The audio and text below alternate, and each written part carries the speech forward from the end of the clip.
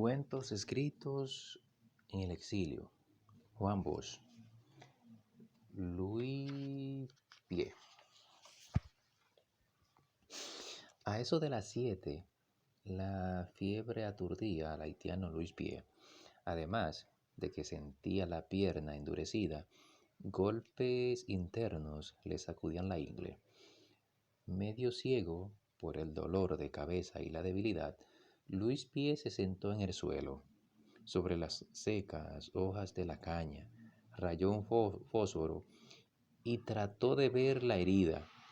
Allí estaba, en el dedo grueso de su pie derecho.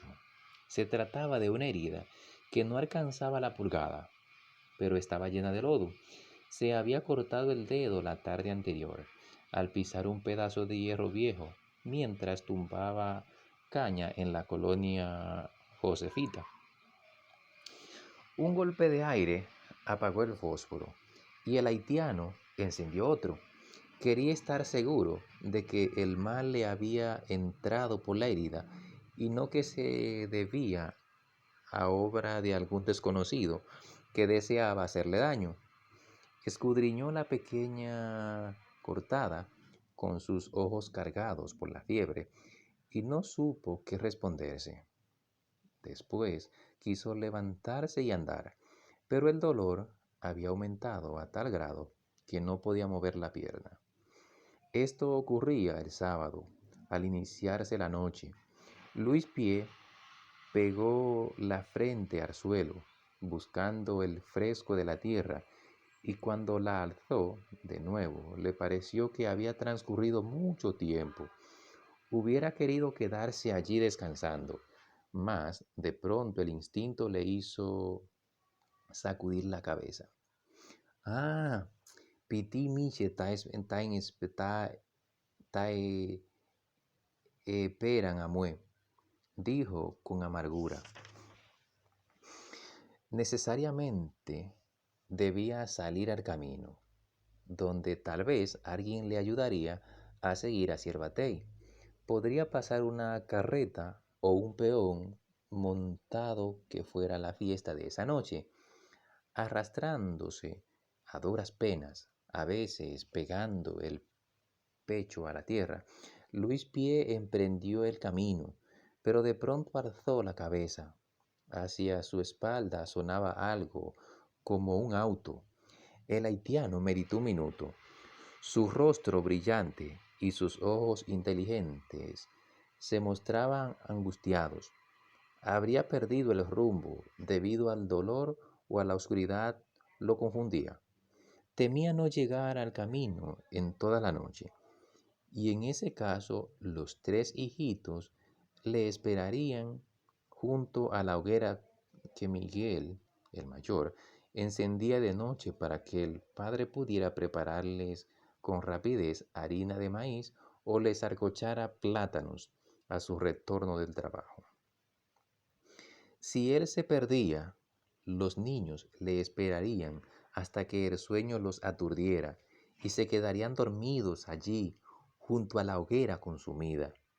Louis Pie sentía a menudo un miedo terrible de que sus hijos no comieran o de que Miguel, que era enfermizo, se le muriera un día, como se le murió la mujer. Para que no le faltara comida, Louis Pie cargó con ellos desde Haití, caminando sin cesar, primero a través de las lomas, en el cruce de la frontera dominicana, luego a lo largo de todo el Cibao, después recorriendo las soleadas carreteras del este hasta verse en la región de los centrales de azúcar. ¡Oh, Bonché! Gimió Louis Pie, con la frente sobre el brazo y la pierna sacudida por temblores. Piti, Miché, va a taepera toda la noche a somper. Y entonces sintió ganas de llorar, a lo que se negó porque temía entregarse a la debilidad. Lo que debía hacer era buscar el rumbo y avanzar. Cuando volvió a levantar la cabeza, ya no se oía el ruido del motor. No, no tan siempre allá. No tan siempre allá, está siempre acá, afirmó resuelto, y siguió arrastrándose, andando a veces a gata. Pero sí había pasado a distancia un motor. Luis Pie llegó de su tierra meses antes y se puso a trabajar, primero en la colonia Carolina, después en la Josefita, e ignoraba que detrás estaba otra colonia, la Gloria, con su trocha medio kilómetro más lejos, y que don Valentín Quintero, el dueño de la Gloria, tenía un viejo Ford en el cual iba al batey a emborracharse y a pegarles a las mujeres que llegaban hasta allí, por la zafra, en busca de unos pesos. Don Valentín acababa de pasar por aquella trocha en su estrepitoso Ford, y como iba muy alegre, pensando en la fiesta de esa noche, no tomó en cuenta, cuando encendió el tabaco, que el auto pasaba junto al cañaveral. Golpeando en la espalda al chofer, don Valentín dijo: esa Lucía es una sinvergüenza. Sí, señor, pero qué hembra. Y en ese momento lanzó el fósforo, que cayó encendido entre las cañas. Disparando ruidosamente, el Ford se perdió en dirección del batey para llegar allá antes de que Luis Pie hubiera avanzado 300 metros. Tal vez esa distancia había logrado arrastrarse el haitiano. Trataba de llegar a la orilla del corte de la caña, porque sabía que el corte empieza siempre junto a una trocha. Iba con la esperanza de salir a la trocha cuando notó el resplandor. Al principio no comprendió. Jamás había visto él un incendio en el cañaveral, pero de pronto oyó chasquidos y una llamarada gigantesca se levantó inesperadamente hacia el cielo, iluminando el lugar con un tono rojizo. Luis Pie se quedó inmóvil del asombro, se puso de rodillas y se preguntaba qué era aquello. Mas el fuego se extendía con demasiada rapidez para que Luis Pie no supiera de qué se trataba. Echándose sobre las cañas como si tuviera vida, las llamas avanzaban ávidamente, envueltas en un humo negro que iba cubriendo todo el lugar. Los tallos disparaban sin cesar, y por momentos el fuego se producía en explosiones y ascendía a golpes hasta perderse en la altura. El haitiano temió que iba a quedar cercado. Quiso huir, se levantó y pretendió correr a saltos sobre una sola pierna, pero le pareció que nada podría salvarle. ¡Bonje, bonje! Empezó a aullar fuera de sí, y luego más alto aún: ¡Bonje, bonje! Gritó de tal manera y llegó a tanto su terror, que por un instante perdió la voz y el conocimiento.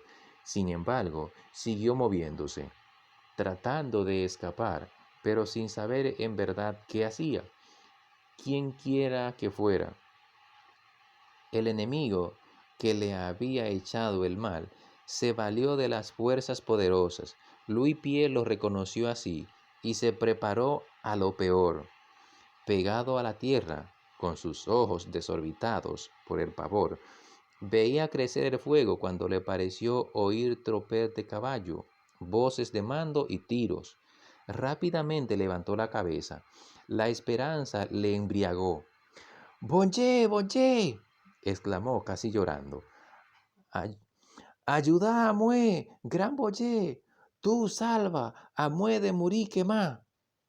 Iba a salvarlo el buen Dios de los desgraciados.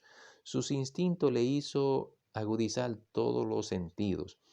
Aplicó el oído para saber en qué dirección estaban sus presuntos salvadores. Buscó con los ojos la presencia de esos dominicanos generosos que iban a sacarlo del infierno de llamas en que se hallaba. dando la mayor amplitud posible a su voz, gritó estentóreamente: Dominiquén, bon, aquí tamue, lo impie, salvamue, Dominiquén, bo. Entonces oyó que alguien vociferaba desde el otro lado del cañaveral. La voz decía: por aquí, corran, que está cogido, corran, que se puede ir. Olvidándose de su fiebre y de su pierna, Luis Pie se incorporó y corrió. Iba cojeando, dando saltos, hasta que tropezó y cayó de bruces. Volvió a pararse al tiempo que miraba hacia el cielo y mascullaba: «Oh, bonye, gran boyé, qué tan ayudaga mue». En ese mismo instante, la alegría le cortó el habla, pues a su frente, irrumpiendo por entre las cañas, acababa de aparecer un hombre a caballo, un salvador. ¡Aquí está! ¡Corran!, demandó el hombre, dirigiéndose a los que le seguían. Inmediatamente aparecieron 10 o 12, muchos de ellos a pie y la mayoría armada de mochas. Todos gritaban todos gritaban insultos y se lanzaban sobre Luis Pie. Hay que matarlo ahí, así, ahí mismo, y que se achicharre con la candela ese maldito haitiano. Se oyó vociferar. Puesto de rodilla, Luis Pie, que apenas entendía el idioma, rogaba enternecido: «Ah, Dominiquembo, salvamue, salvamue, pa llevar manje a mon pití». Una mocha cayó de plano en su cabeza y el acero resonó largamente. «¿Qué tan pasa?», preguntó Luis Pie, lleno de miedo. «No, no», ordenaba alguien que corría. Denle golpes, pero no lo maten. Hay que dejarlo vivo para que diga quiénes son sus cómplices. Le han pegado fuego también a la gloria». El que así gritaba era don Valentín Quintero, y él fue el primero en dar el ejemplo. Le pegó al haitiano en la nariz, haciendo saltar la sangre.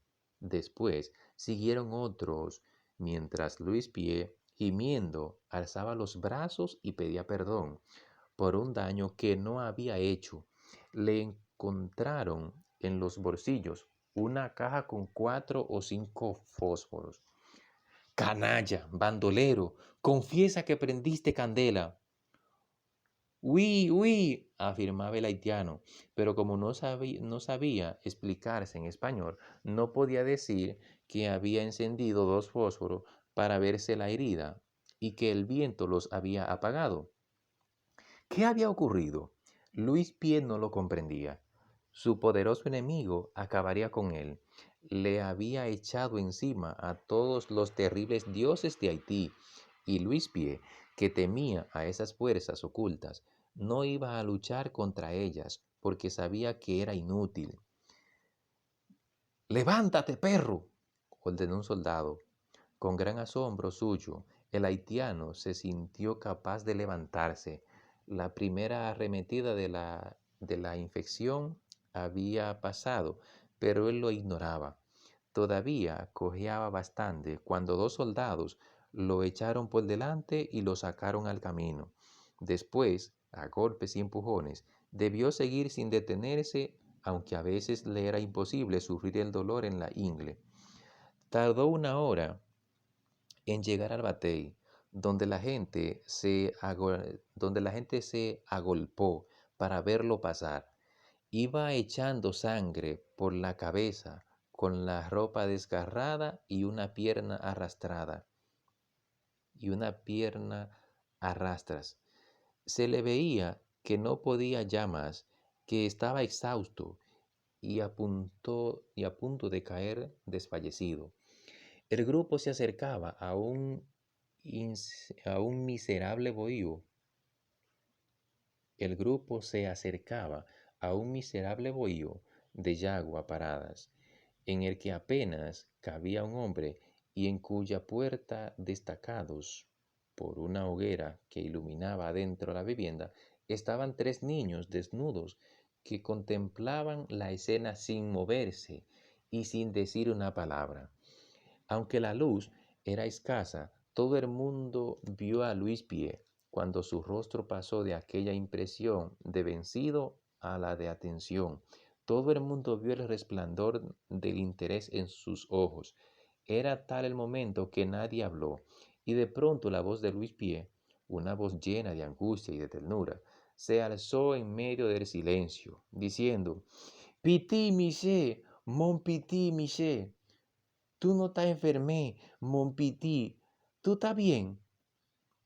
El mayor de los niños, el mayor de los niños, que tendría 6 años y que presenciaba la escena llorando amargamente, dijo entre llanto, sin mover un músculo, hablando bien alto: Sí, per, yo está bien, todos nosotros está bien, mon per. Y se quedó inmóvil mientras las lágrimas le corrían por las mejillas. Luis Pie, asombrado de que sus hijos no se hallaran bajo el poder de las tenebrosas fuerzas que le perseguían, no pudo contestar sus palabras. «Oh, bonje, tú sé gran», clamó volviendo al cielo una honda mirada de gratitud. Después abatió la cabeza, pegó la barbilla al pecho, pero que no lo vieran llorar, y empezó a caminar de nuevo, arrastrando su pierna enferma. La gente que se agrupaba alrededor de Luis Pie era ya mucha, y pareció dudar entre seguirlo o detenerse para ver a los niños, pero como no tardó en comprender que el espectáculo que ofrecía Luis Pie era más atrayente, decidió ir tras él. Solo una muchacha negra de acaso 12 años se demoró frente a la casucha. Pareció que iba a dirigirse hacia los niños, pero al fin echó a correr tras la turba, que iba doblando una esquina. Luis Pie había vuelto el rostro, sin duda, para ver una vez más a sus hijos, y uno de los soldados pareció llenarse de ira. «Ya está bueno de hablar con la familia», rugió el soldado. La muchacha llegó al grupo justamente cuando el militar levantaba el puño para pegarle a Luis Pie, y como estaba asustado, cerró los ojos para no ver la escena. Durante un segundo esperó el ruido, pero el chasquido del golpe no llegó a sonar, pues aunque deseaba pegar, el soldado se contuvo. Tenía la mano demasiado adolorida por el uso que le había dado esa noche, y además comprendió que por duro que le pegara, Luis Pie no se daría cuenta de ello. No podía darse cuenta, porque iba caminando como un borracho, mirando hacia el cielo y hasta ligeramente sonreído.